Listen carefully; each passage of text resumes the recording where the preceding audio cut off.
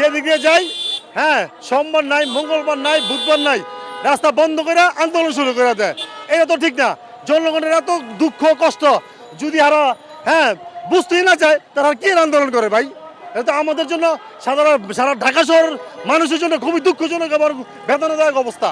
আমরা ঢাকা শহরে চলতেই পারতাছি না। ধানমন্ডি গেছে রাস্তা বন্ধ, এখন আসছি প্রেস ক্লাব, এদিকে রাস্তা বন্ধ, তো আমরা যাবো কোথায়?